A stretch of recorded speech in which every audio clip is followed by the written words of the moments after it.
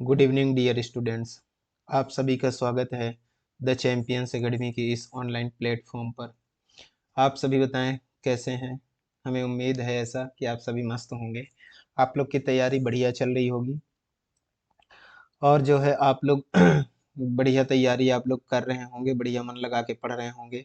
आज ये हमारा PYQ का कौन सा क्लास है दोस्त? तो ये चौथे नंबर का क्लास है जिसको आज हम क्या करेंगे, आगे पढ़ने वाले हैं। ठीक है, तो इससे पहले हमने 3 क्लासेस पढ़ चुके हैं। यदि आपने वो क्लासेस नहीं देखे तो आप उनको ज़रूर देखें। वहाँ से बहुत सारे क्वेश्चंस आपको आपके एग्जाम में डायरेक्ट देखने को मिल सकते हैं, तो आप बिल्कुल चूकिएगा नहीं, उनको ज़रूर देखिएगा। ठीक है, ये 22-23 के जो हैं आपके आए हुए क्वेश्चंस हैं, तो आप इस चीज़ को विशेष ध्यान रखेंगे दोस्तों। तो हमारा जो है PYQ का चैप्टर चल रहा है जिसको हम पूरा क्लियर करने वाले हैं। ठीक है, तो चलिए हमारा जो है क्लास, हम अपने क्लास को स्टार्ट करेंगे क्योंकि हमारा एग्ज़ाम बहुत ज़्यादा नज़दीक है। और मैं एक चीज़ आपको पहले ही समझा देता हूँ कि यदि जैसे आप चैनल पे नए हैं तो चैनल को सब्सक्राइब जरूर कर लेंगे और बेल आइकन प्रेस कर लेंगे ताकि आपको आगे आने वाली क्लासों का नोटिफिकेशन आपके मोबाइल पे सबसे पहले मिल जाया करेगा। ठीक है दोस्तों। और दूसरी चीज़ अपने दोस्तों के साथ जो है क्या किया करेंगे, पूरे जो है क्लास को सभी दोस्तों के साथ शेयर कर दिया करें ताकि ज़्यादा से ज़्यादा लोग ऐसे क्वेश्चंस और जो है क्लास का लाभ ले सकें। ठीक है, ये सभी के लिए है, तो इसमें आपको बिल्कुल भी संकोच करने की आवश्यकता नहीं है। यदि हम आपको फ्री में ये इतने सारे चीज़ें प्रोवाइड करा रहे हैं तो इसका जो है आपका भी फर्ज बनता है इतना सब कुछ करने के लिए। ठीक है, तो चलिए आज आज का जो है हमारा होगा क्लास नंबर चौथा जिसको हम आज स्टार्ट करेंगे। तो चलिए, हमारा एग्जाम नज़दीक है इसलिए ज़्यादा बातें ना करते हुए हम अपने क्लास को स्टार्ट करते हैं। तो मैं आपके सामने पहला क्वेश्चन लिख रहा हूँ जिसका आप मुझे आंसर करेंगे। ठीक है, चलिए, तो इसमें पहला क्वेश्चंस मैं आपको बता दूं कि क्या आया हुआ था। मैंने बहुत सारे क्वेश्चंस करवाए हैं, एक एक क्लास में लगभग आपको, यदि आप ध्यान दिए होंगे, यदि आपने देखा होगा पुरानी क्लासेस, तो आप लोगों को मैं करीबन एक एक क्लास में 40-40, 45-45 क्वेश्चंस मैंने आपको 50 के आसपास भी करवाए हैं, जिसमें आपको एक एक क्वेश्चन में कम से कम 10-10 कॉन्सेप्ट से कम तो बताया ही नहीं है। तो आप उसको देखेंगे, अच्छे से पूरे क्लास को देखेंगे तो आपको समझ में आएगा। दूसरी चीज़ मैं आपको बता दूं कि यदि आपको नहीं मिल रहे हैं कि बाकी की वीडियो सर कहाँ मिलेंगे, तो हमारे चैनल के प्लेलिस्ट पर जाएंगे, आपको टॉपिक वाइज सारी चीज़ें मिल जाएंगी, उसमें सब सिस्टमेटिक ढंग से है, तो उसमें आप पूरा ढूंढेंगे, देखेंगे, घूमेंगे तो आपको पूरा मिल जाएगा। ठीक है, चलिए, आपका जो है क्वेश्चन है पहला नंबर का, कौन सा दोस्त? पहला नंबर का है कि महाराजा सवाई राजा जयसिंह, कौन कौन महाराजा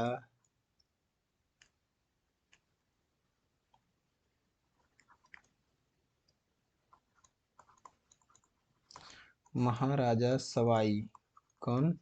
सवाई राजा जयसिंह, राजा जयसिंह, राजा जयसिंह ने उज्जैन में वेधशाला, ने उज्जैन में वेधशाला, उज्जैन में वेधशाला निर्माण किस वर्ष किया था, बताएंगे? वेधशाला निर्माण, उज्जैन में वेधशाला निर्माण किस वर्ष किया था, ऐसा क्वेश्चन आया था, बताएंगे? यदि आप लोग को पता है किस वर्ष किया था तो आप मुझे आंसर करें, नहीं तो मैं इसको आंसर आपको खुद ही बताऊंगा। तो इसका जो है बताएंगे आप मुझे आंसर क्या होगा। तो इसका जो है 1719 होगा मेरे दोस्त। कितना होगा? 1719 में क्या किया था इन्होंने? उज्जैन में वेधशाला निर्माण किया, वेधशाला क्या किए थे? निर्माण किए थे। क्या किए थे? जयसिंह ने, जो सवाई राजा जयसिंह थे, सवाई राजा जयसिंह ने क्या किए थे? उज्जैन में वेधशाला का निर्माण किए थे, जो कि कब किए थे दोस्तों? तो 1719 में क्या किए थे? इनका निर्माण किए थे। ठीक है, तो उज्जैन से आपको एक चीज याद रखना है, जब उज्जैन की बात आ गया तो उज्जैन को हम क्या बोलते हैं दोस्त? तो इसको याद रखेंगे आप, इसको महाकाल की नगरी बोलते हैं। क्या बोलते हैं? महाकाल, महाकाल, महाकाल नगरी बोलते हैं। क्या बोलते हैं दोस्त? इसको महाकाल नगरी बोलते हैं। दूसरी चीज इसको यहाँ पे आपको देखने को मिल जाएगा बृहतरी का गुफा। किसका? बृहतरी का गुफा, इसके गुफा, ठीक है, ये देखने को मिल जाएगा। इसके बाद आपको मिल जाएगा क्या, यहाँ पे आपको क्या देखने को मिल जाएगा दोस्त, संदीपनी आश्रम मिल जाएगा। कौन सा, संदीपनी, संदीपनी आश्रम आपको यहाँ पे देखने को मिल जाएगा। क्या मिल जाएगा दोस्त, संदीपनी आश्रम, संदीपनी आश्रम यहाँ पे आपको देखने को मिल जाएगा। इसको उज्जैन को, उज्जैन को यहाँ पे आप क्या कह सकते हैं, तो उज्जैन को आप जो है यहाँ पे ध्यान देंगे कि उज्जैन को संस्कृति राजधानी कहते हैं। क्या कहते हैं, संस्कृति, संस्कृति राजधानी, संस्कृति राजधानी, संस्कृति राजधानी क्या है आपका, उज्जैन, उज्जैन क्या है आपका, संस्कृति राजधानी है। उज्जैन को आपको एक चीज और ध्यान रखना है, उज्जैन से जब उज्जैन के बारे में पढ़ना है तो थोड़ा थोड़ा डिटेल जान लेंगे। उज्जैन को आपको क्या है याद रखना है उज्जैन में, तो उज्जैन को मेलों का शहर कहा जाता है। किसको, मेलों का शहर, बहुत सारे मेला यहाँ पे लगता है, मेलों का शहर उज्जैन क्या है, मेलों का शहर, बहुत सारे मेला लगता है। सबसे बड़ा मेला कौन सा लगता है दोस्त उज्जैन में, सिंहस्थ का मेला, जो हर 12 साल बाद क्या होता है, आयोजन किया जाता है। तो मैंने आपको इस चीज़ को बारे में बताया है, बहुत सारे कॉन्सेप्ट जो है मैंने आपको बताया था पिछली क्लासेस में। यदि आप उनको देखे होंगे तो आपको समझ में आ रहा होगा, नहीं देखे हैं तो आप इसको देखिएगा। यहाँ लगभग 227 मेला, कितना दोस्त, 227 मेला यहाँ पे लगता है। कालिया देह भी यही है, कहाँ है, उज्जैन में, उज्जैन में आपका क्या है दोस्त, तो उज्जैन में आप ध्यान रखेंगे कालिया देह, क्या है, कालिया देह, कालिया देह आपको उज्जैन से देखने को मिल जाएगा, ठीक है। तो आपको ये मिल गया गढ़ कालिका, गढ़ कालिका आपको उज्जैन में देखने को मिल जाएगा। क्या दोस्त, गढ़ कालिका, गढ़ कालिका, गढ़ कालिका, गढ़ कालिका उज्जैन में आपको देखने को मिल जाएगा। तो इतने सारे कॉन्सेप्ट आपको समझ में आ गया होगा। एक प्रश्न के पीछे हम बहुत सारे कॉन्सेप्ट को लेकर के चलेंगे, ताकि आपको एक क्वेश्चन के अंदर ही बहुत सारा आपको समझ में आ जाएगा, ठीक है। लाखा बंजारा झील कहाँ स्थित है, अगला क्वेश्चन पूछा गया था। लाखा, लाखा बंजारा, लाखा बंजारा झील कहाँ स्थित है, बताएंगे आप मुझे, कहाँ स्थित है, लाखा बंजारा झील कहाँ स्थित है, ये क्वेश्चन आपसे पूछा गया है। तो इसके बारे में आप मुझे बताएंगे कि लाखा बंजारा झील, क्या दोस्त, लाखा बंजारा झील कहाँ स्थित है, तो ये आपके सागर पर स्थित है। क्या है दोस्त, सागर पर स्थित क्या है, लाखा बंजारा झील है, ठीक है। लाखा बंजारा झील कहाँ पर है, आपके सागर पर है। तो आपका जो है डीएनए का लैब कहाँ है, डीएनए लैब जो है कहाँ पर है, तो आपको ये ध्यान रखना है कि डीएनए लैब भी आपके, डीएनए लैब भी, डीएनए, डीएनए लैब भी आपके कहाँ मिल जाएगा, तो सागर पर मिल जाएगा। क्या मिल जाएगा, डीएनए लैब भी आपको सागर पर मिल जाएगा। सागर में आपको मिल जाएगा हरि सिंह, हरि सिंह,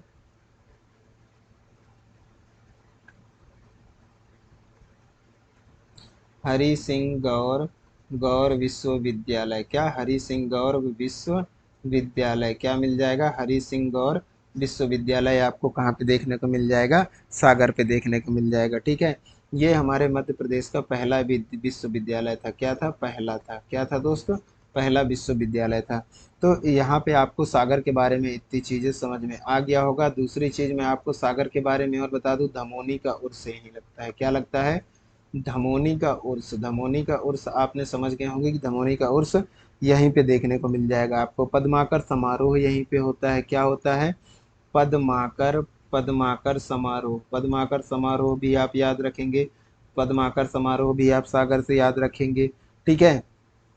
चलिए, सागर से आपका संबंध रखते हैं कौन, पंडित रविशंकर शुक्ल, कौन, पंडित रविशंकर, पंडित रविशंकर शुक्ल। अब ये कौन है, तो पंडित रविशंकर शुक्ल आपके जो है सीएम है, पहले के, पहले जो सीएम थे, सबसे पहले सीएम आपके पंडित रविशंकर शुक्ल जी थे। तो इनके बारे में आपको क्या करना है, याद रखना है। अगला क्वेश्चन हम देखते हैं तीसरे नंबर का, तीसरे नंबर का हमारा जो क्वेश्चन होगा उसमें आपको बता दूं कि पूछा गया था कि हाल ही में निधन हुए कैप्टन वरुण सिंह कहाँ के थे, हाल में, हाल ही में, हाल ही में निधन हुए, निधन हुए, हाल ही में निधन हुए कैप्टन,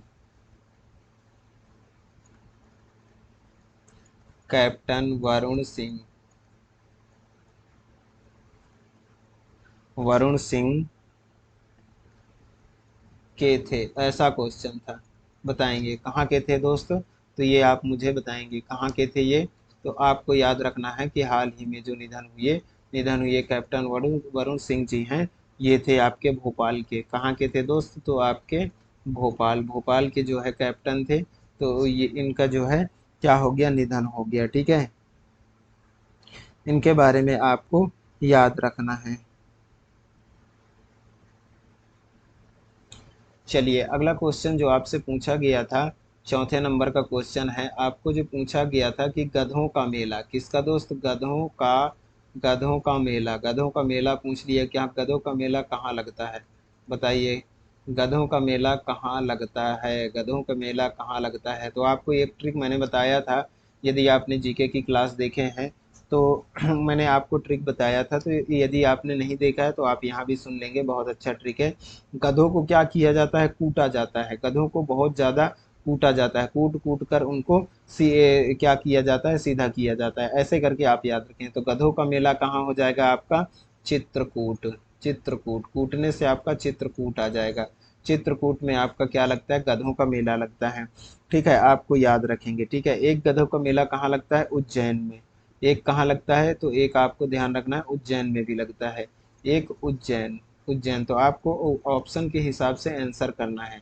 अभी चित्रकूट वाला पूछ लिया गया था, हो सकता है अब की बार एग्जाम में आपसे कहाँ उज्जैन के बारे में पूछने, तो आपको इसको बिल्कुल याद रखना है। किसका दोस्त, गधों का मेला। ठीक है, अगला क्वेश्चन आपका जो आ जाएगा 5वां नंबर का, कि हिंडोला का तोरण द्वार त्रिमूर्ति किसको समर्पित है। ये पूछा गया था कि हिंडोला का तोरण द्वार, तोरण द्वार, तोरण द्वार, हिंडोला का तोरण मंदिर, हिंडोला का तोरण मंदिर, तोरण मंदिर, हिंडोला का तोरण मंदिर, मंदिर त्रिमूर्ति, त्रिमूर्ति, त्रिमूर्ति किसको समर्पित है, डॉट डॉट डॉट को समर्पित है, ऐसा क्वेश्चन आया था। समर्पित है, आप मुझे बताएंगे किसको समर्पित है। ठीक है दोस्तों, आप मुझे बताएंगे किसको समर्पित है। तो हिंडोला का तोरण द्वार जो है किसको समर्पित है दोस्त, तो आप मुझे बताएंगे किसको समर्पित है। हिंडोला का तोरण मंदिर जो है किसको समर्पित है, तो त्रिमूर्ति में जो है मंदिर का तोरण मंदिर त्रिमूर्ति किसको समर्पित है। तो यहाँ पे आपको जो है विष्णु, किसको, भगवान विष्णु को समर्पित है।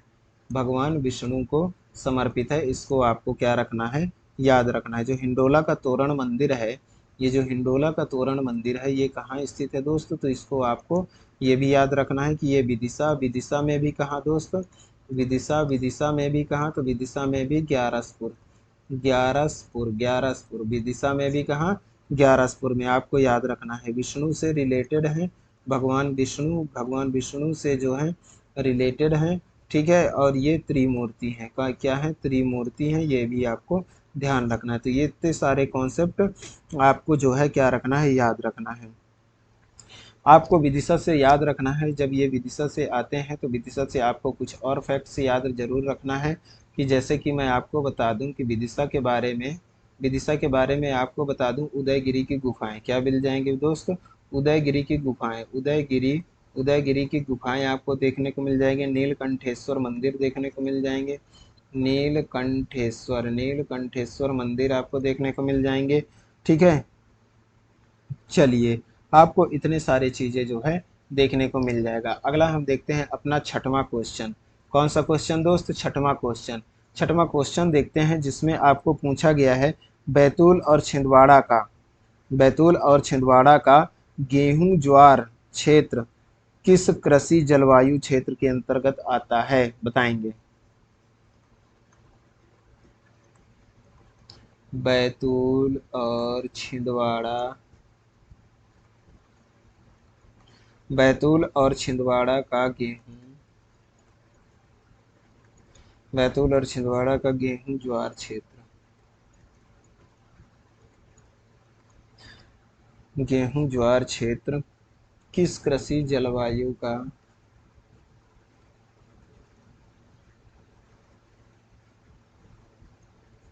किस कृषि जलवायु क्षेत्र के अंतर्गत आता है?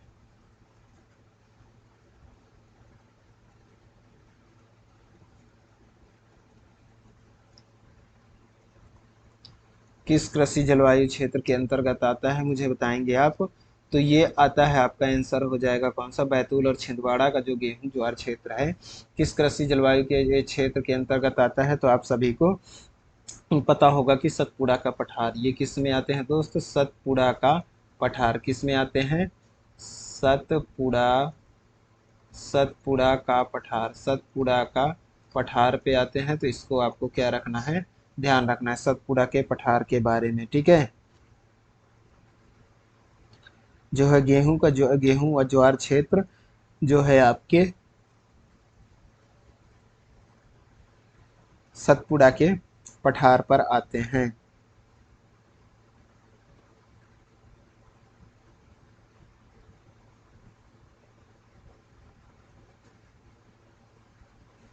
आपको एक चीज याद रखना है कि कृषि जलवायु, यहाँ पे मैं आपको बता दूं, कृषि जलवायु, कृषि जलवायु, कृषि जलवायु केंद्र, कृषि जलवायु केंद्र हमारे मध्य प्रदेश पर कितना है? तो कृषि जलवायु केंद्र हमारे एमपी में, यहाँ पे लिख देते हैं हम, एमपी कृषि जलवायु केंद्र कितना है? आपको 11 देखने को मिल जाएंगे। और भारत में मैं बता दूं कहाँ दोस्त? भारत में, तो भारत में कृषि जलवायु केंद्र, कृषि जलवायु, भारत में कृषि जलवायु केंद्र, तो आपके ये जो भारत में आपको देखने को मिलेंगे, तो भारत में कितने हैं कृषि जलवायु केंद्र? 15। कितना? 15। इसको आपको क्या रखना है, याद रखना है। चलिए, इतनी चीजें आपको समझ में आ गया होगा। अगला आता है हमारा क्वेश्चन 7। कौन सा क्वेश्चन आता है दोस्त? 7। मध्य प्रदेश राज्य में कितने राष्ट्रीय उद्यान है, ये पूछा गया था। मध्य प्रदेश, मध्य प्रदेश राज्य में कितने राष्ट्रीय उद्यान है, कितने राष्ट्रीय उद्यान है, मध्य प्रदेश राज्य में कितने राष्ट्रीय उद्यान है, ये आपको क्या रखना है, ध्यान रखना है। तो कितने राष्ट्रीय उद्यान है मेरे दोस्त? तो मध्य प्रदेश राज्य में आपके जो है टोटल, क्वेश्चन के अकॉर्डिंग तो 10 था ऑप्शन, लेकिन अभी मैं बता दूं, अभी वर्तमान में 11 है। वर्तमान में पहले कितना था? पहले 10 था। पहले मैं यहाँ पे बता दूं 10 था, ठीक है। और यहाँ पे मैं आपको वर्तमान बता दूं, वर्तमान में आपके 11 देखने को मिल जाएंगे। तो एक कौन सा जुड़ गया सर आपको? कूनो का, कूनो नेशनल पार्क, क्या जुड़ गया? Kuno national park, Kuno national park जो है यहाँ पे ऐड हो गया। कूनो नेशनल पार्क जो है क्या है? पालनपुर का कूनो नेशनल पार्क जो है जुड़ गया, तो क्या हो गया? 11 हो गया। पहला राष्ट्रीय उद्यान जो है, पहला राष्ट्रीय उद्यान के बारे में जान लेंगे। पहला नेशनल पार्क आपका कान्हा किसली नेशनल पार्क, कौन सा? कान्हा किसली नेशनल पार्क था, कान्हा किसली नेशनल पार्क, पहला नेशनल पार्क आपको देखने को मिल जाएगा। 8वां क्वेश्चन जो है आपके सामने आता है, जिसको आप ध्यान रखेंगे। 8वां क्वेश्चन कौन सा आता है दोस्त? 8वां क्वेश्चन आता है कि मध्य प्रदेश सरकार ने वर्ष 1981 में किसे क्रमशः राजकीय पशु या पक्षी घोषित किया था, बताएंगे। मध्य प्रदेश सरकार ने वर्ष 1981, वर्ष 1981 में किसे क्रमशः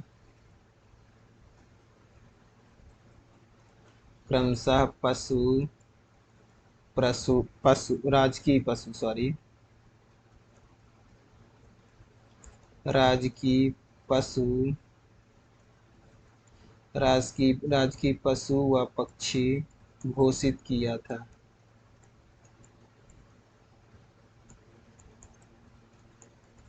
आप मुझे बताएंगे आंसर इसका। तो मध्य प्रदेश के जो 1981 में क्या कौन किसको वर्ष 1981 में राजकीय पशु या पक्षी किसको घोषित किया था दोस्त? तो वो है आपका बारहसिंघा। कौन सा? बारहसिंघा आपका हो जाएगा। बारहसिंघा आपका हो जाएगा पशु। और बारहसिंघा के बाद आपका आ जाएगा क्या? दूधराज। क्या हो जाएगा? दूधराज। दूधराज जो है आपका क्या हो जाएगा? दूधराज जो है आपका राजकीय पक्षी हो जाएगा। तो क्या आप इनके बारे में जानते थे? आप मुझे कमेंट करके बताएंगे। आप यदि जानते रहें तो लाइक करें और कमेंट करके बताएं कि जी सर हम इनको इन पक्षियों को जानते थे। यदि आप नहीं जानते थे तो आप यहाँ से ध्यान से पढ़ा करेंगे तो आपको सब चीज़ें बन जाएंगे। ठीक है दोस्त, चलिए। ग्वालियर के बेहट का नाम बदलकर क्या कर दिया गया है? बताइए। ग्वालियर के बेहट बेहट का नाम बदलकर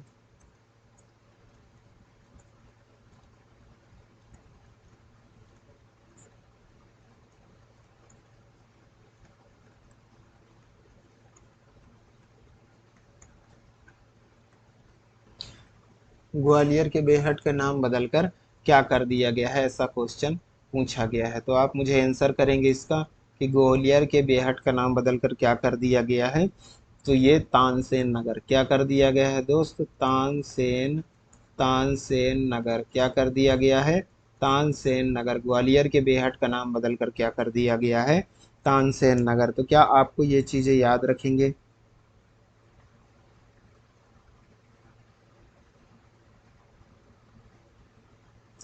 तानसेन नगर क्यों रख दिया गया है इसको? तो इसका थोड़ा रीज़न भी आप जान लेंगे, क्योंकि जो है बेहट में, कहाँ? बेहट में तानसेन का जन्म हुआ था। क्या हुआ था दोस्त? बेहट में तानसेन का जन्म हुआ था। क्या हुआ था दोस्त? बेहट में तानसेन का जन्म होने के कारण क्या कर दिया गया था? तानसेन नगर कर दिया गया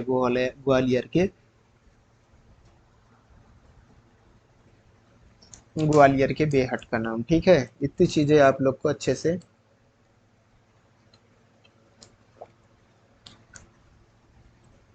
समझ में आ गया होगा। ठीक है, चलते हैं अगले क्वेश्चन की ओर चलते हैं। तानसेन की जो समाधि हुई थी ना, वो भी ग्वालियर में हुई थी। तानसेन की जो समाधि थी, इसको याद रखेंगे, वो भी कहाँ हुई थी? ग्वालियर में ही हुई थी। कहाँ हुई थी दोस्त? ग्वालियर में थी। इसको आपको याद रखना है। ठीक है।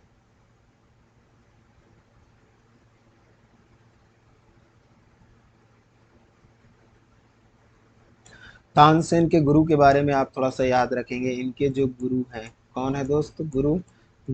इनके कौन थे? तो गौस। बहुत इंपॉर्टेंट है, इसको आप बिल्कुल ध्यान रखेंगे। तानसेन के गुरु कौन थे? तो गौस थे। तो इसके बारे में आपको क्या करना है? याद रखना है। चलिए हम अपना क्वेश्चन अगला देखते हैं कि अगला आपका क्वेश्चन क्या पूछा गया था। तो आपका अगला क्वेश्चन जो है पूछा गया था कि मध्य प्रदेश की मदर टेरेसा के रूप में जाना जाता है? बताएंगे।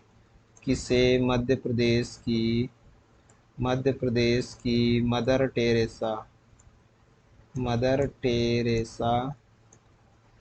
के रूप में जाना जाता है? बताएंगे।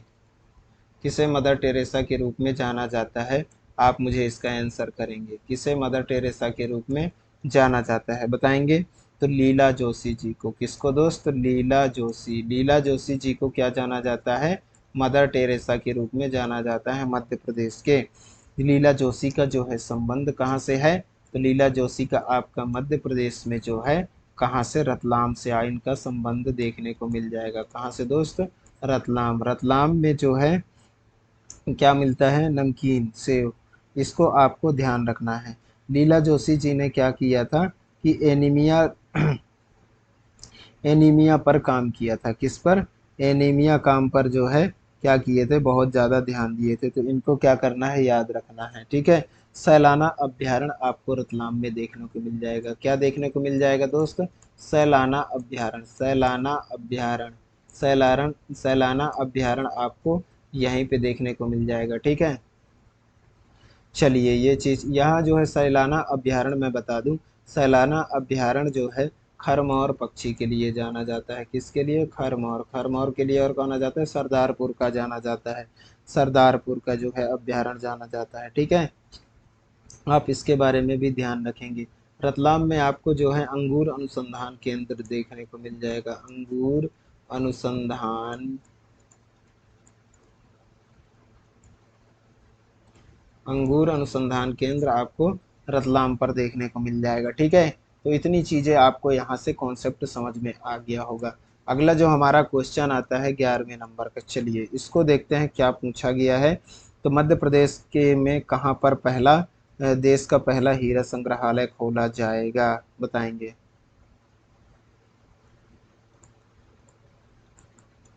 मध्य प्रदेश में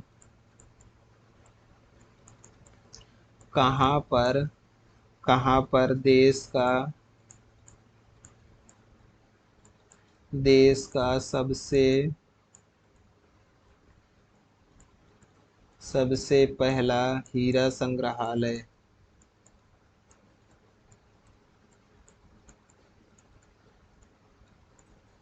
खोला जाएगा? ये क्वेश्चन आपसे पूछा गया था, खोला जाएगा, बताएंगे। तो हीरा कहाँ से निकलता है आप सभी को पता ही होगा। कहाँ से निकलता है? पन्ना से। ठीक है, पन्ना से निकलता है। तो बोल दोगे सर ये तो पन्ना पे ही,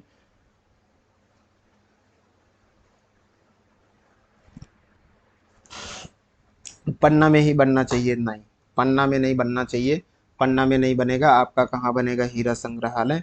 आपके खजुराहो। कहाँ पर खोला जाएगा दोस्त? खजुराहो। खजुराहो से आप जान रहे होंगे खजुराहो में क्या है। खजुराहो में कंदरिया महादेव का मंदिर है, सभी को पता है। ठीक है,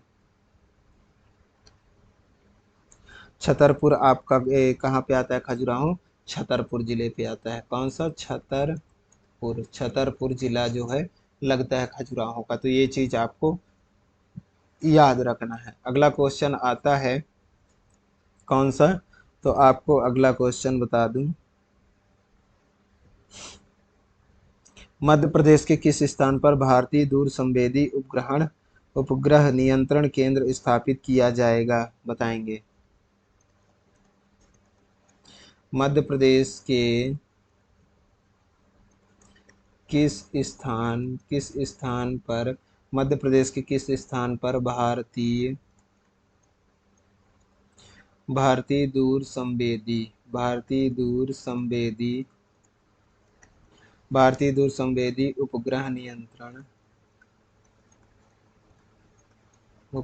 नियंत्रण केंद्र स्थापित किया जाएगा,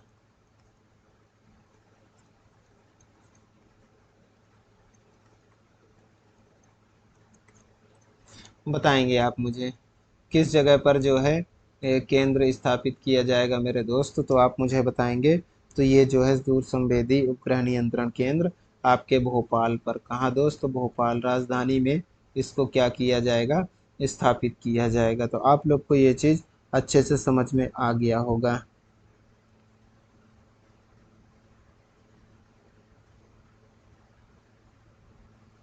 चलिए अगला क्वेश्चन जो है आपका आता है 13वें नंबर का, इसको देखते हैं। आपका आता है कि 1895 से मालवा में राजनीतिक एजेंट का मुख्यालय कहाँ है? 1895 से राजनीतिक राजनीतिक एजेंट का मुख्यालय कहाँ है?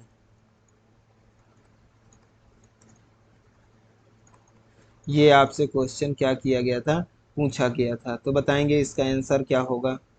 आप तो मुझे जानते हैं, तो डायरेक्ट आंसर किया करें ताकि आपको जो है ज़्यादा तकलीफ ना हो बताने में। ठीक है, समझने में। नीमच, आपको जो है यदि आप डायरेक्ट आंसर बताएंगे तो मुझे भी पता चलेगा कि आप लोग थोड़ा सा पढ़ाई में ध्यान दे रहे हैं। ठीक है दोस्त, मुगल सम्राट बाबर ने किस जिले को हिंद के किले के बीच मोती के रूप में वर्णित किया था, बताएंगे। मुगल सम्राट, मैं लिख देता हूँ फिर आप बताएंगे। मुगल सम्राट मुगल सम्राट बाबर ने, कौन? बाबर, मुगल सम्राट बाबर ने किस जिले को,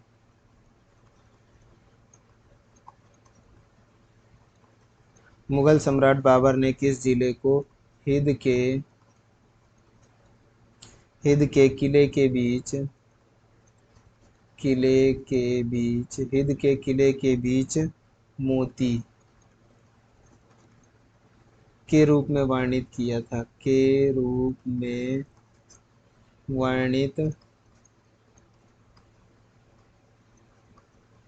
किया था? बताएंगे इसका आंसर? इसका आंसर क्या हो जाएगा, आप मुझे बताएंगे जल्दी से? तो ग्वालियर का किला। कौन सा दोस्त? ग्वालियर, ग्वालियर का किला, ग्वालियर का किला। क्वेश्चन ये भी आ जा सकता है कि ग्वालियर का किला किसके जो है किस वर्ड से वर्णित किया गया था? तो आपको याद रखना है कि हिंद के किले के बीच मोती, हिंद के किले के बीच मोती को है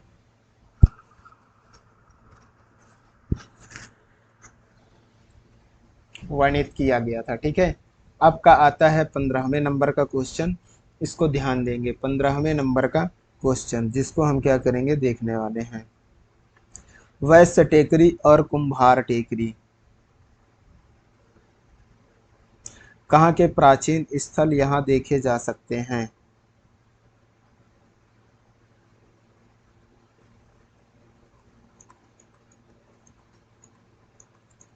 वैश्य टेकरी, वैश्य टेकरी और कुम्हार टेकरी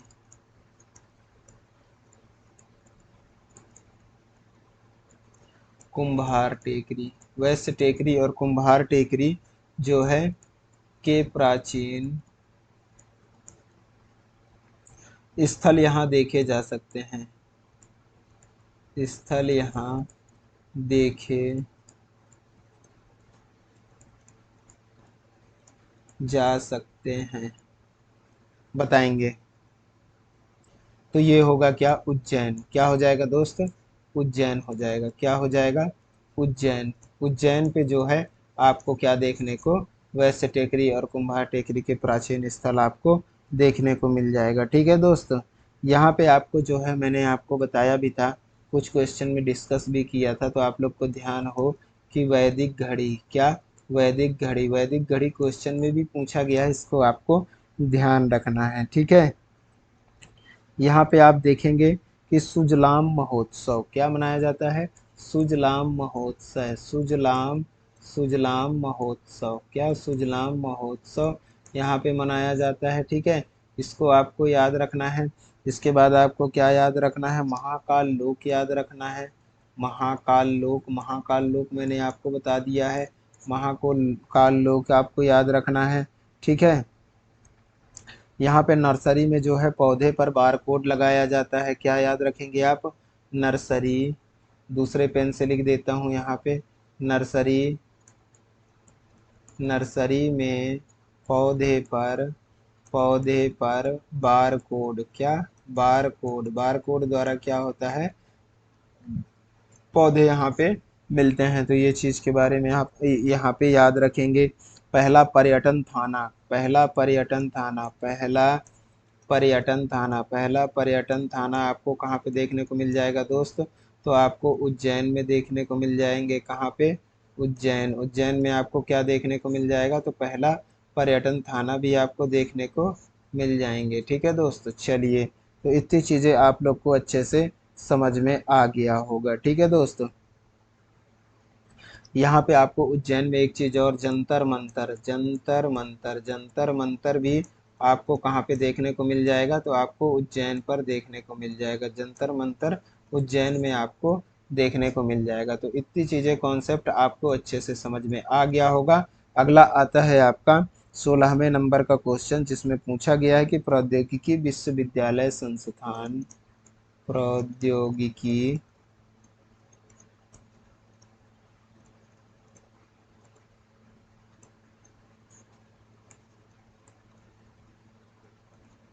विश्वविद्यालय संस्थान राजीव, राजीव गांधी, राजीव गांधी प्रौद्योगिकी विश्वविद्यालय राजीव गांधी प्रौद्योगिकी विश्वविद्यालय कहाँ स्थित है? कहाँ स्थित है?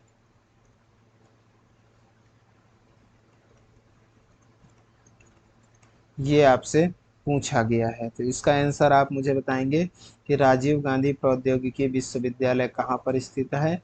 तो ये आपको देखने को मिल जाएगा कहाँ पर दोस्त? भोपाल। भोपाल में आपको क्या देखने को मिल जाएगा? राजीव गांधी प्रौद्योगिकी विश्वविद्यालय आपको भोपाल पर देखने को मिल जाएगा। ठीक है। पहला कृषि विश्वविद्यालय जो है आपको कहाँ पे देखने को मिल जाएगा? पहला कृषि विश्वविद्यालय जो है आपको कहाँ पे दोस्त? तो आपको जबलपुर पर पहला कृषि विश्वविद्यालय, पहला कृषि विश्वविद्यालय, पहला कृषि विश्वविद्यालय आपको कहाँ पे देखने को मिल जाएगा? तो आपको जबलपुर, जबलपुर में आपको पहला कृषि विश्वविद्यालय देखने को मिल जाएंगे। तो क्या आप लोगों को इतनी बातें समझ में आ गई है? यदि आपको क्लासेस मज़े आ रहे हैं तो अपने दोस्तों के साथ शेयर करें, क्लास को लाइक करें, और जो है यदि आप चैनल पे नए हैं तो सब्सक्राइब जरूर कर लें। मध्य प्रदेश मेडिकल काउंसिल की स्थापना किस वर्ष हुई थी? बताएंगे। Madhya Pradesh medical medical council की स्थापना, काउंसिल की स्थापना मध्य प्रदेश मेडिकल काउंसिल की स्थापना किस वर्ष हुई? किस किस वर्ष हुई? मध्य प्रदेश मेडिकल काउंसिल की स्थापना किस वर्ष हुई? तो आप इसको मुझे बताएंगे कि मध्य प्रदेश मेडिकल काउंसिल की स्थापना किस वर्ष हुई थी दोस्त? तो ये हुआ था 1996। कब हुआ था मेरे दोस्त? 1996 पर हुआ था। कब मेडिकल काउंसिल की स्थापना? 1996 पर हुआ था। आप सभी लोगों को ये चीज़ का तो जानकारी रहा ही होगा, यदि नहीं रहा है तो आप इसको ध्यान से पढ़ेंगे, पूरे चीज़ें समझ में आएंगे। किस जिले का लिंगानुपात मध्य प्रदेश में सबसे कम है? मैंने आपको बताया था कि क्वेश्चन आया हुआ है कि मध्य प्रदेश के किस जिले में लिंगानुपात लिंगानुपात सबसे कम है? लिंगानुपात सबसे कम है। इसी तरह के क्वेश्चंस आते हैं और इससे हटके एमपी से और कुछ ज़्यादा नहीं पूछा जाता। यदि आपने मेरी पीवाईक्यू वाली क्लास पूरा देख लिया तो आपको जो है एग्ज़ाम से एक भी क्वेश्चंस बाहर नहीं होंगे। तो आपको याद रखना है। इसका आंसर क्या होगा दोस्त? भिंड। मैंने आपको पहले भी बताया था कि भिंड सबसे कम लिंगानुपात वाला जिला है और बालाघाट सबसे ज़्यादा लिंगानुपात वाला जिला है। सर्वाधिक लिंगानुपात वाला जिला कौन सा है? मैंने बताया था। तो सर्वाधिक जो है लिंगानुपात वाला जिला जो है आपको मैंने बताया था बालाघाट। क्या बताया था दोस्त? बालाघाट। आप लोगों को सबको याद होगा। ठीक है। तो ये चीज़ें जो हैं आपको याद रखना है। ठीक है। यहाँ पे आपको भिंड पर एक चीज़ और देखने को मिल जाएगा, डाकू म्यूजियम। क्या? डाकू म्यूजियम। डाकू म्यूजियम जो है आपको भिंड पर देखने को मिल जाएगा, क्योंकि ये सब चंबल व रीजन वाला क्षेत्र था जहाँ पे ज़्यादा डाकू हुआ करते थे। तो क्या आप लोगों को समझ में आई? भिंड जो लिंगानुपात है यहाँ पे बता दूं 831 है, सॉरी 837 लिंगानुपात। 2011 जनगणना ना दोस्त, 2011 जो है जनगणना के अनुसार यहाँ पर क्वेश्चन पूछा गया था। अभी का नहीं पूछा गया है। 2011 जनगणना के अनुसार क्या किया गया है, पूछा गया है। तो आप लोगों को इतनी चीज़ें याद रखना है। बाराघाट में आपको जो है 1021 लिंगानुपात जो है मिल जाएगा। यहाँ क्या कितना है? 837 सबसे कम और 1021 जो है आपका सबसे ज़्यादा बालाघाट में लिंगानुपात देखने को मिल जाएगा। 19 नंबर का क्वेश्चन आपका आ जाएगा कि मोटर ट्रांसपोर्ट स्कूल की स्थापना कहाँ की जाएगी? बताएंगे। मोटर ट्रांसपोर्ट स्कूल की स्थापना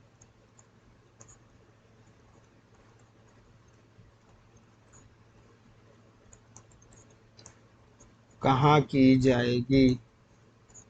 बताएंगे आप मुझे। मोटर ट्रांसपोर्ट स्कूल की स्थापना कहाँ की जाएगी? तो आप मुझे बताएंगे मोटर ट्रांसपोर्ट स्कूल की स्थापना कहाँ की जाएगी? तो ये दतिया। कहाँ की जाएगी दोस्त? दतिया पर। दतिया पर क्या की जाएगी? मोटर ट्रांसपोर्ट स्कूल की स्थापना की जाएगी। नरोत्तम मिश्रा जी हमारे यहीं से रिलेटेड हैं। नरोत्तम मिश्रा यहीं से रिलेटिव हैं, जो क्या है, गृह मंत्री हैं।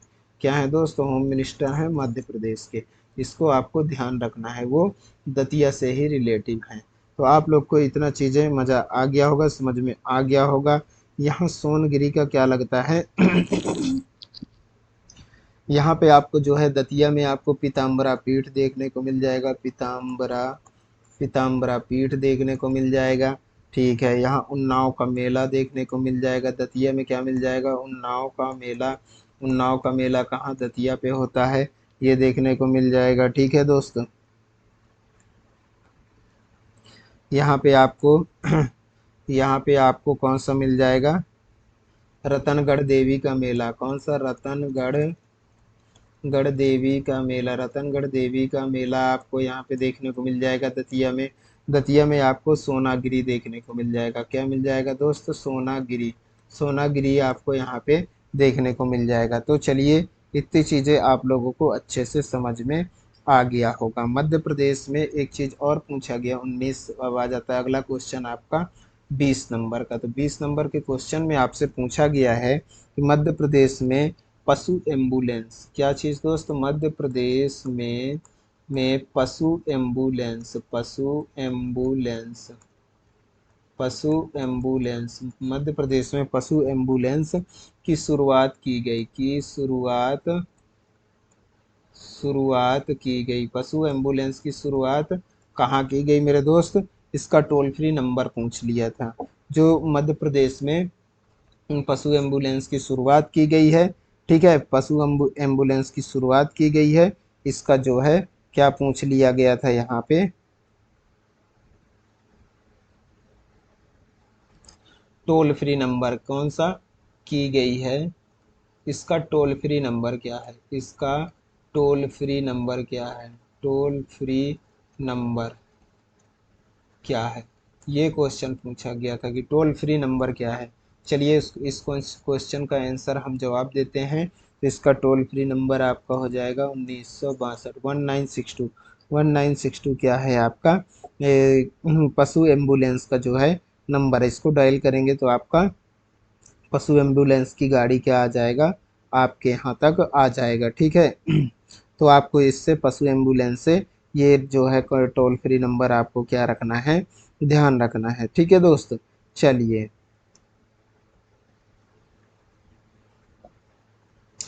अब जो है दूसरा आपका जो क्वेश्चन पूछा गया था वो भी बहुत इजी मज़ेदार क्वेश्चन था।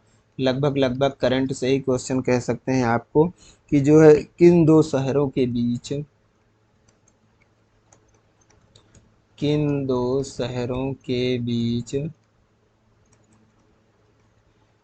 बीच इलेक्ट्रिक, पहली बार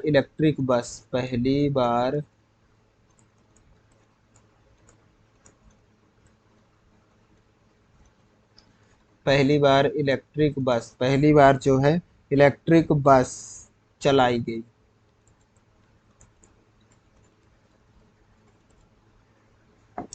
पहली बार क्या इलेक्ट्रिक बस चलाई गई, बताएंगे किन दो शहरों के बीच पहली बार इलेक्ट्रिक बस चलाई गई, बताएंगे आप मुझे। कौन से दो शहर हैं मध्य प्रदेश में जिसके बीच चलाया गया है इलेक्ट्रिक बस। तो आपको दो है, भोपाल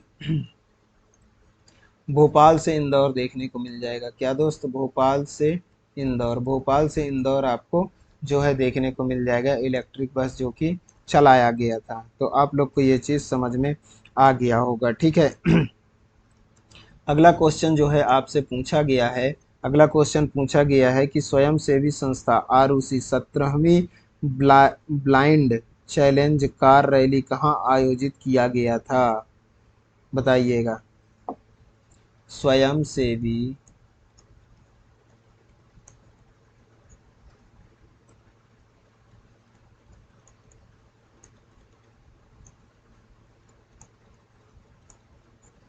संस्था आरुषि 17वीं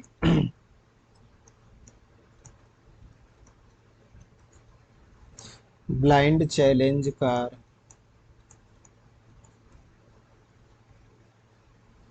रैली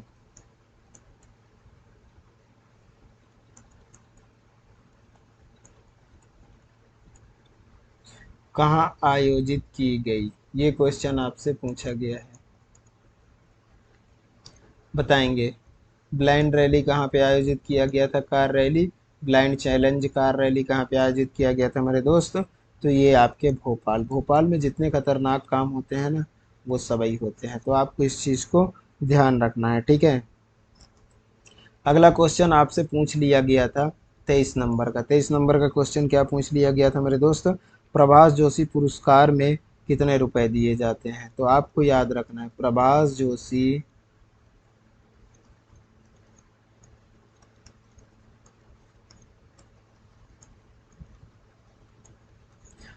जोशी पुरस्कार में कितने रुपए दिए जाते हैं, ये क्वेश्चन पूछा गया था, कितने रुपए दिए जाते हैं, ये आपसे क्वेश्चन पूछा गया, तो इसका आंसर आप मुझे बताएंगे कि क्या इसका आंसर होगा। तो इसमें 2 लाख, कितने दोस्त, 2 लाख, कितना, 2 लाख, 2 लाख रुपए क्या किए जाते हैं, प्रभाष जोशी पुरस्कार में दिए जाते हैं। तो आप लोग को समझ में आया, आप लोग को समझ में नहीं आया है तो आप लोग जो है क्लास को दोबारा से देखेंगे और अच्छे से पढ़ेंगे, तब तो ज़्यादा अच्छे से समझ में आएगा ना। एक बार में तो भगवान नहीं समझ पाते, तो आप लोग तो इंसान हैं मेरे दोस्त, तो आपको तो 2 बार 3 बार रिवीजन तो करना पड़ेगा ना दिमाग में बैठाने के लिए, तो आपको इस चीज़ का जो है विशेष ध्यान रखना है, ठीक है। अटल बिहार जो अटल स्मृति का स्मारक है, अटल स्मृति का स्मारक का लोकार्पण किस जिले में किया गया, किसका दोस्त, अटल स्मृति, अटल स्मृति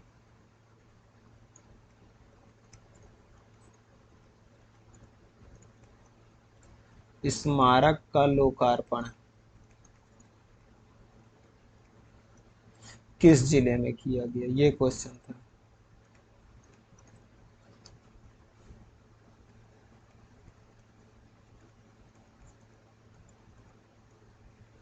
बताएंगे इसका आंसर।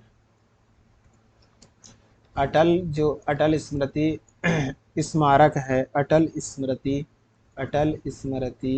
स्मारक का इस लोकार्पण किस जिले में किया गया था, ऐसा क्वेश्चन था।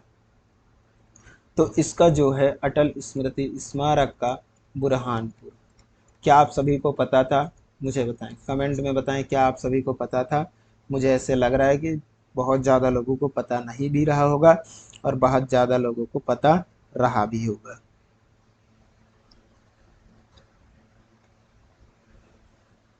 बताएंगे।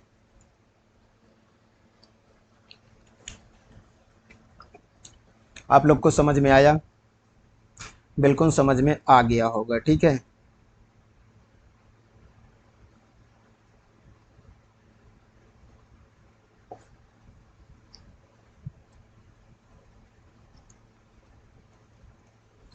ट्वेंटी फाइव नंबर का देखते हैं कि देश का पहला इन्फेंट्री पैदल सेना म्यूजियम कहाँ प्रारंभ किया गया, देश का पहला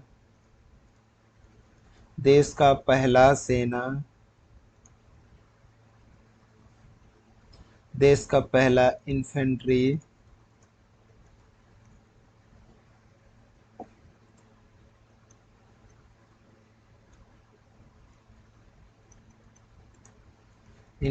पैदल सेना म्यूजियम कहाँ स्थापित किया गया,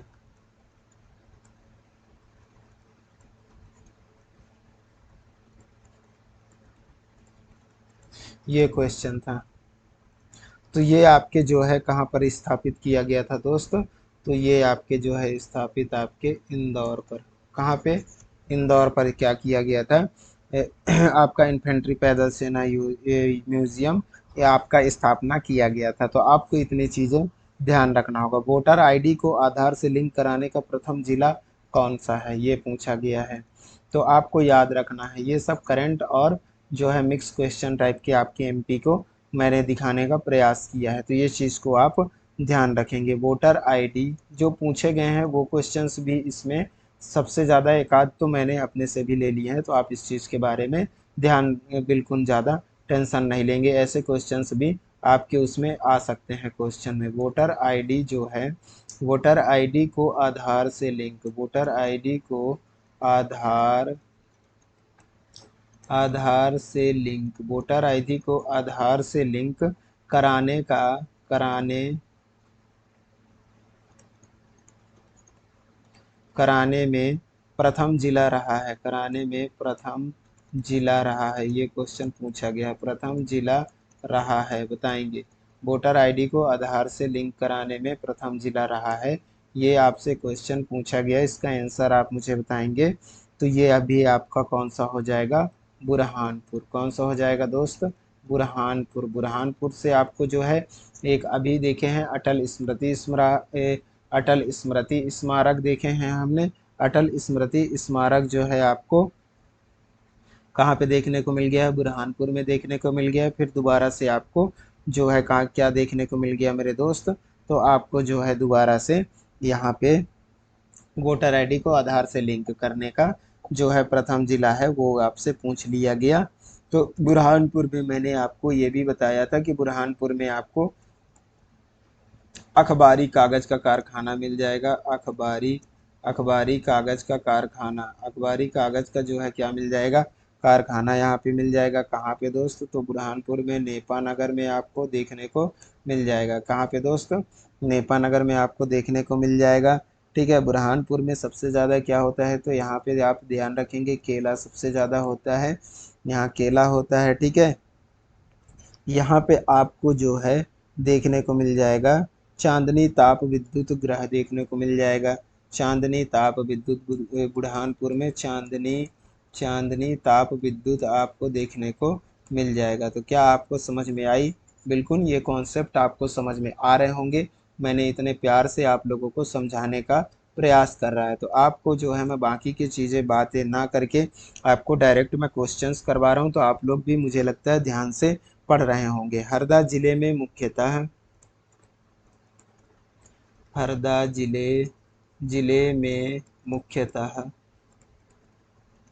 हरदा जिले में मुख्यतः किस प्रकार की मिट्टी पाई जाती है, हरदा जिले में मुख्यतः किस प्रकार की मिट्टी पाई जाती है, बताएंगे। हरदा जिले में मुख्यतः किस प्रकार की मिट्टी पाई जाती है। हरदा जिला आपका कहाँ पे आता है मेरे दोस्त, तो आपको हरदा जिला आप कहाँ पे देखने को मिल जाएगा, तो आपको देवास के नीचे देखने को मिल जाएगा। कौन सा,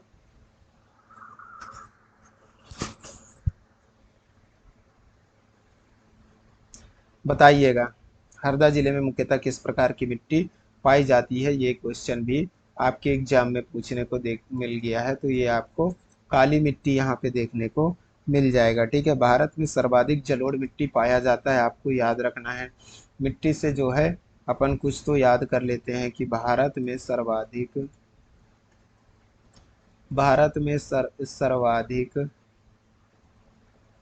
सर्वाधिक कौन सी मिट्टी पाई जाती है, जलोढ़ पाई जाती है मेरे दोस्त, याद रखिएगा।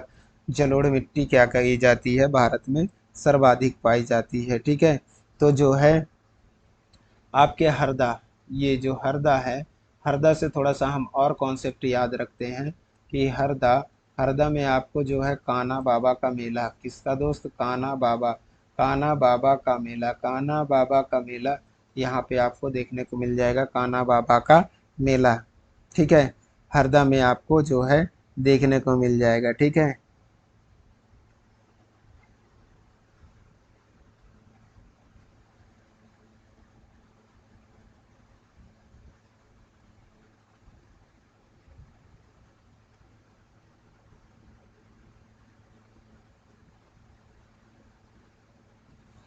चलिए अगला जो हम देख लेते हैं।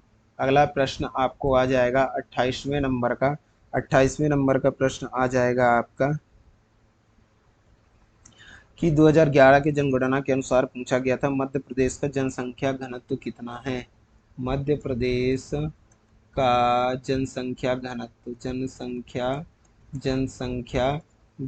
जनसंख्या घनत्व किसके अकॉर्डिंग पूछा गया था, 2011 जनगणना 2011 जनगणना के अनुसार क्या पूछा गया था कि मध्य प्रदेश का जो है जनघनत्व कितना है। तो आप मुझे बताएंगे कि 236 प्रति वर्ग किलोमीटर क्या है, 236 प्रति वर्ग किलोमीटर। तो क्या आप लोगों को ये चीज़ समझ में आ रहे हैं जितने मैं समझा रहा हूँ दोस्त? आप कमेंट करके मुझे बताया करें कि आपको समझ में आ रहे हैं कि नहीं आ रहे हैं। ठीक है, चलिए। भारत की जो है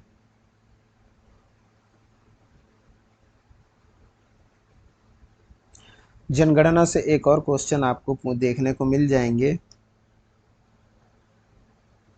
जनगणना से कौन सा आपको क्वेश्चन देखने को मिल जाएगा, मैं आपको बता रहा हूँ कि जनगणना से आपको जो एक क्वेश्चन आया था कि भारत की जनगणना 2011 के अनुसार मध्य प्रदेश की सर्वाधिक जनसंख्या वाले क्रमशः 3 जिले बताना है। सर्वाधिक, मध्य प्रदेश में सर्वाधिक जनसंख्या वाले क्या पूछा गया था मेरे दोस्त? यहाँ पे पूछा गया था आपका कि सर्वाधिक जनसंख्या वाले, सर्वाधिक जनसंख्या, क्या? सर्वाधिक जनसंख्या वाले, सर्वाधिक जनसंख्या वाले वाले क्रमशः सर्वाधिक जनसंख्या वाले क्रमशः 3 जिले, कौन से 3 जिले? क्रमशः 3 जिले कौन कौन से हैं ये पूछा गया था, कौन है? इसमें ये पूछा गया था 2011 जनगणना, जनगणना 2011 जनगणना के अनुसार क्या किया गया था, पूछा गया था। तो बताएंगे कि कौन कौन से। तो सब सर्वाधिक जनसंख्या कहाँ पर है, कहाँ पर देखने को आपको मिल जाएगा दोस्त? सर्वाधिक सबसे पहले आपको इंदौर पे देखने को मिल जाएगा। क्या? बिल्कुल सर, इंदौर पर देखने को मिल जाएगा। इसके बाद आपको जबलपुर पर देखने को मिलता है, जबलपुर, जबलपुर पर आपको देखने को मिल जाएगा। जिले पूछा गया है तो जिले बताएंगे, जबलपुर में आपको देखने को मिल जाएगा। इसके बाद आपको सागर पर देखने को क्या मिल जाएगा, आपका जो है ये सागर पर आपको देखने को मिल जाएगा कि इसके बाद सबसे पहले इंदौर पर जनसंख्या घनत्व है, फिर इसके बाद आपका जबलपुर में है, फिर इसके आपके सागर पर है। तो क्या आपको ये चीज़ें समझ में आ रही होंगी?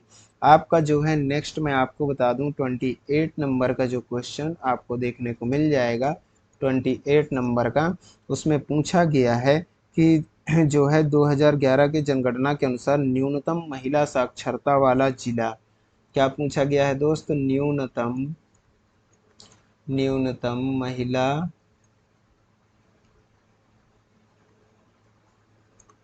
न्यूनतम महिला साक्षरता, न्यूनतम महिला साक्षरता वाला, न्यूनतम महिला साक्षरता वाला जिला किसके अनुसार दोस्त? 2011 जनगणना, जनगणना 2011 जनगणना के अनुसार पूछा गया था। तो आपको इसको ध्यान रखना है कि न्यूनतम साक्षरता वाला जिला कौन सा हो जाएगा आपका?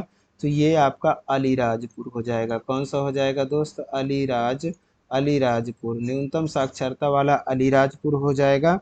और जो है सर्वाधिक पुरुष साक्षरता, सर्वाधिक पुरुष साक्षरता की हम बात कर लेते हैं। सर्वाधिक, सर्वाधिक पुरुष, पुरुष साक्षरता, सर्वाधिक पुरुष साक्षरता, साक्षरता वाला कौन सा हो जाएगा? तो आपका हो जाएगा क्या? जबलपुर। जबलपुर बिल्कुल आपका जो है करेक्ट आंसर इसका हो जाएगा कि सर्वाधिक पुरुष के बारे में यदि पूछ ले, महिला सर्वाधिक यदि पूछ ले आपसे दोस्त, तो आप बताएंगे महिला, महिला सर्वाधिक, महिला सर्वाधिक साक्षर, साक्षरता जिला कौन सा हो जाएगा? तो आपका हो जाएगा भोपाल हो जाएगा। कौन सा हो जाएगा दोस्त? आपका भोपाल हो जाएगा। क्या आपको भोपाल समझ में आई कि सबसे ज़्यादा महिला कहाँ है साक्षर? भोपाल के हैं सबसे ज़्यादा। इसीलिए तो यहाँ पे बेगमों का राज हुआ करता था। क्या हुआ करता था मेरे दोस्त? बेगमों का यहाँ पे क्या होता था? भोपाल में राज हुआ करता था। आपने देखा होगा कि बहुत सारे महल मकबरे भी कौन बनवाए हैं? तो आपके महिला ही यहाँ पे बनवाए हैं। तो इस चीज़ के बारे में आपको भी याद रखना है, ठीक है? तो सबसे ज़्यादा महिला से बेगमों का शहर है, ऐसे करके याद रख लेंगे भोपाल को। तो सबसे ज़्यादा महिला साक्षरता आपको कहाँ देखने को मिल जाएगा? आपको भोपाल पर मिल जाएगा। सबसे कम कहाँ पे मिल जाएगा? अलीराजपुर पर मिल जाएगा। सर्वाधिक पुरुष का साक्षरता कहाँ मिल जाएगा? आपको जबलपुर में मिल जाएगा।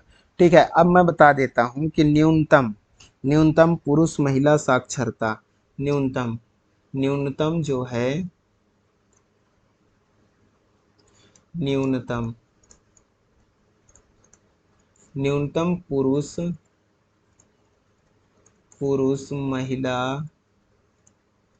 महिला साक्षरता, न्यूनतम महिला पुरुष दोनों की साक्षरता कहाँ है, तो वो भी आपका अलीराजपुर होगा। क्या होगा दोस्त, अलीराजपुर, अलीराजपुर हो जाएगा। तो क्या आपको ये चीज समझ में आ गया होगा। ठीक है दोस्त, चलिए इतनी चीजें आपको कॉन्सेप्ट याद हो गए होंगे मेरे हिसाब से। अब आता है आपका 29 नंबर का। 29 नंबर का देख लेते हैं दोस्त।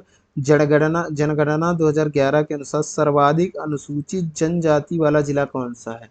सर्वाधिक एसटी वाला जिला पूछा है। सर्वाधिक अनुसूचित अनुसूचित अनुसूचित जनजातीय सर्वाधिक अनुसूचित जनजातियों वाला सर्वाधिक अनुसूचित जनजातियों वाला जिला कौन सा है। सर्वाधिक अनुसूचित जनजाति वाला जिला कौन सा है, बताएंगे। सर्वाधिक अनुसूचित जनजाति वाला जिला कौन सा है। सर्वाधिक अनुसूचित जनजाति वाला जिला आपको जो है मुझे बताना है, तो वो आपको जो है मिल जाएगा कौन सा दोस्त, धार। ये किसके अकॉर्डिंग, तो ये भी आपके 2011 जनगणना। आप अभी याद रखेंगे सब 2011 जनगणना के अनुसार ही पूछे गए हैं। तो जो है सबसे ज़्यादा अनुसूचित वाला कौन सा आपको मिल जाएगा, सबसे ज़्यादा अनुसूचित वाला जिला कौन सा, अनुसूचित जनजाति वाला जिला कौन सा मिल जाएगा, तो आपको जो है धार मिल जाएगा। तो क्या आपको बात समझ में आ गया होगा। अगला जो है क्वेश्चन आपको देखने को मिलेगा कि अगला जो क्वेश्चन है आपका कि कौन सा जो है शहर देश में 7 स्टार कचरा मुक्त शहर के रूप में उभरा है, बताएंगे। सबसे स्वच्छ शहर पूछा गया है। चलिए जैसा क्वेश्चन है हम आपको वैसे ही बताएंगे कि कौन सा शहर 7 स्टार कौन सा शहर देश में, किसमें, देश में 7 स्टार 5 स्टार भी नहीं, 7 स्टार कचरा मुक्त 7 स्टार कचरा मुक्त शहर के रूप में उभरा है। शहर के रूप में उभरा है ऐसा क्वेश्चन पूछा गया था। तो आप सभी लोगों को ये चीज़ तो बहुत फट से पता चल गया होगा। इंदौर नंबर 1, स्वच्छ इंदौर नंबर 1 सबसे पहले कौन सा आया है, आपका इंदौर। कौन सा दोस्त, इंदौर। इंदौर शहर जो है सबसे ज़्यादा स्वच्छ मध्य प्रदेश में। क्या पूरे देश में 7 स्टार का जो है इसको क्या मिला है, 7 स्टार जो है रेटिंग मिला हुआ है कचरा मुक्त शहर होने के रूप में। तो बताएं ये चीज आपको समझ में आ गया होगा। अब यहाँ पे आता है आपका पैसा एक्ट कब लागू किया गया। अगला क्वेश्चन आता है आपका पैसा एक्ट कब लागू किया गया, आप मुझे बताएंगे। पैसा एक्ट कब लागू किया गया। पैसा एक्ट कब लागू किया गया मेरे दोस्त, कब लागू किया गया, पैसा एक्ट कब लागू किया गया, बताएंगे। पैसा एक्ट कब लागू किया गया, मुझे आंसर करेंगे आप कि पैसा एक्ट कब लागू किया गया। तो आपके 1969, कौन सा, 1969 में क्या किया गया, सॉरी मैं क्या बोले जा रहा हूँ, देखिएगा। पैसा एक्ट कब लागू किया गया मेरे दोस्त, तो पैसा एक्ट की बात है ना, मैंने गलत चीज बता दिया था। पैसा एक्ट आपका कब लागू किया गया था, तो आपका 2022 में। कब किया गया था दोस्त, 2022 में। ये करंट का क्वेश्चन है। पैसा एक्ट कब लागू किया गया था, 2022 में। पैसा एक्ट कब किया गया था, 2022। यदि आप चाहें तो इसका पूरा डेट भी लिख सकते हैं। इसका पूरा डेट मैं आपको बता दूं, आपको ध्यान रहेगा। 15 नवंबर 2022। कब, 15 नवंबर 2022 को क्या किया गया था, पैसा एक्ट लागू किया गया था। तो आप लोगों को समझ में आ गया होगा, 15 नवंबर 2022 को पैसा एक्ट लागू किया गया था। ठीक है, 15 नवंबर 2022 को क्या किया गया था, तो 15 नवंबर जो है ये 15 नवंबर 2022 है। यहाँ पे 15 नवंबर 2022 को क्या किया गया था, तो गौरव दिवस मनाया गया था। क्या मनाया गया था दोस्त, गौरव गौरव दिवस। गौरव दिवस कहाँ पर मनाया गया था, तो ये आपके शहडोल पर। कहाँ पे दोस्त, शहडोल। शहडोल पे क्या मनाया गया था, गौरव दिवस मनाया गया था।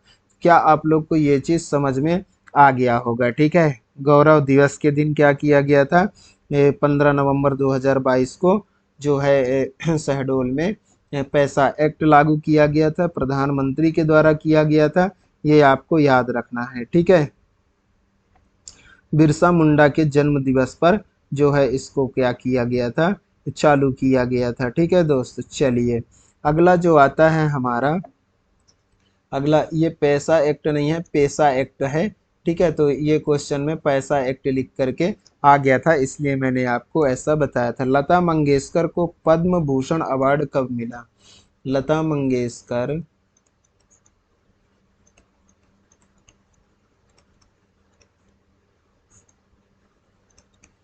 को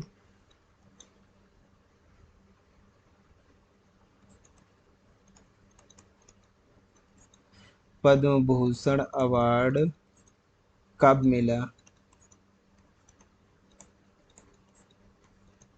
बताएंगे।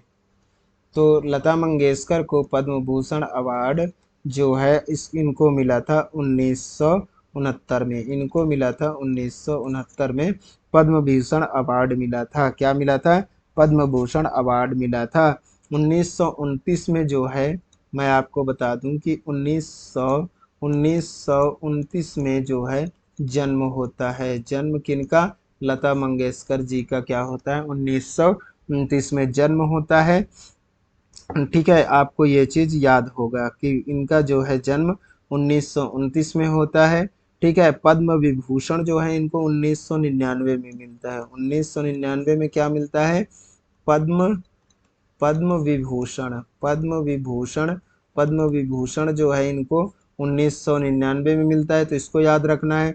1969 में क्या मिलता है, पद्म भूषण मिलता है 1969 में। और जो है 1999 में इनको मिलता है पद्म विभूषण मिलता है। 1929 में इनको इनका जन्म हुआ था। ये आपको इनके बारे में याद रखना है, ठीक है। चलिए अब जो है आपको मैं एक 33 नंबर के क्वेश्चन पर लेके चलता हूँ कि 33 नंबर के क्वेश्चन में क्या पूछा गया है। 33 नंबर का क्वेश्चन जो है आपका, लक्ष्मी नारायण गुप्ता का निधन 22 जनवरी 2022 को हुआ। ये किस जिले से संबंधित है, ये करंट का क्वेश्चन आपसे पूछा गया था, ठीक है। तो चलिए इसको भी जान लेते हैं कि लक्ष्मी नारायण, हो सकता है आपके क्वेश्चन में आ जाए लक्ष्मी नारायण गुप्ता का निधन 22 जनवरी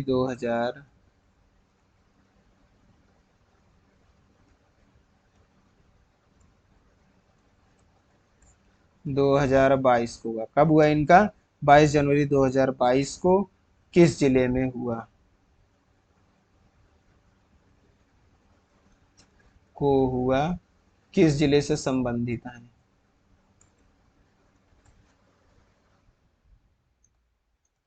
किस जिले से संबंधित है,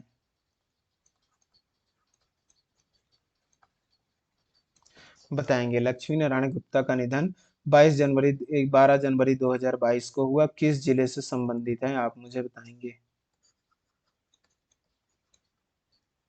तो इनका मैं बता दूं, ये है अशोकनगर। कहाँ से दोस्त, अशोकनगर। अशोकनगर से क्या रखते हैं, संबंध रखते हैं लक्ष्मी नारायण गुप्ता जी। कहाँ से रखते हैं, अशोकनगर से इनका क्या है, संबंध है।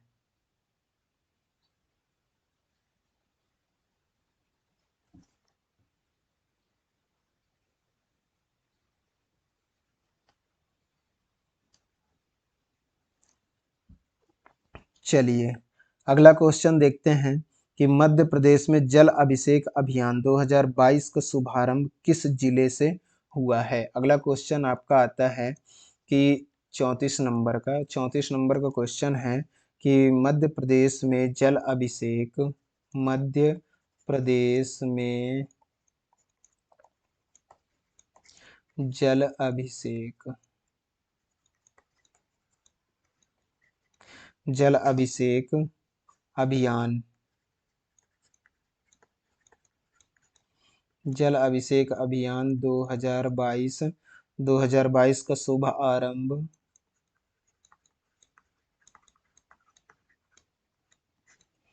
किस जिले से है?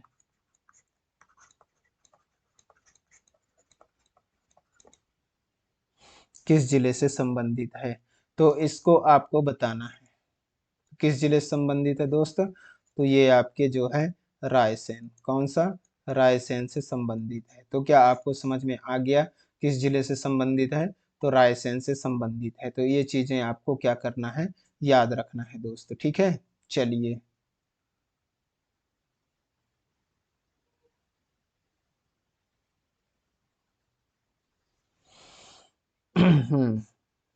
किससे है? तो रायसेन से संबंधित है। ये चीज आपको समझ में आ गया होगा।